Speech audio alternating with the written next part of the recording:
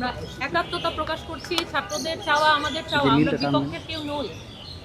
আমরা ইতিমধ্যে বিভাগের এখতিয়ারভুক্ত যে পদক্ষেপ নেওয়ার মতো এখতিয়ার রয়েছে বিভাগের পক্ষ থেকে, ততটুকু সব কিছুই আমরা নিয়েছি। আমরা প্রক্টরকে জানিয়েছি, ডিনকে জানিয়েছি, বিভাগীয় সকল কার্যক্রম, ক্লাস, পরীক্ষা সকল কিছু থেকে ডক্টর সুদীপ চক্রবর্তীকে অব্যাহতি দেওয়া হয়েছে। আরও কিছু এমন কিছু বিষয় দাবি দেওয়া আছে যেটা বিভাগের পক্ষে এটা নেওয়ার এখতিয়ার নেই, এটা নেবে আমাদের বিশ্ববিদ্যালয় প্রশাসন। সেটা আজকে যে দাবি দেওয়া উঠে এসেছে, আমরা এটার সাথে একাত্মতা প্রকাশ করছি। আরেকটি বিষয় যেটা অনেকের মনে প্রশ্ন এসেছে, শিক্ষকের ব্যক্তিগত রুমে তালা দেওয়ার প্রসঙ্গ।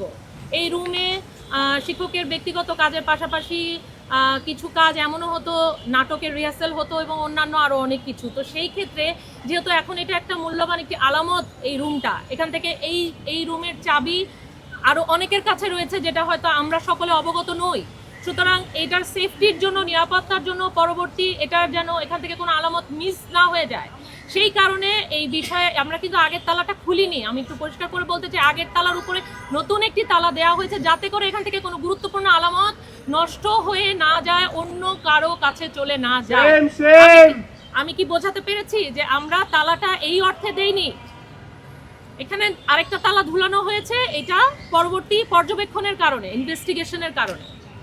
আর আমি আবারও বলছি, আমাদের আরও সকল শিক্ষকরা এখানে আছেন, আরও কেউ যদি কিছু বলতে চান অবশ্যই বলবেন, কিন্তু আমি স্পষ্টভাবে বলতে চাই আমি ছাত্রদের সাথে একাত্ম প্রকাশ করছি এবং ছাত্রদের দাবি দেওয়া মানে আমাদের সকলের দাবি দেওয়া।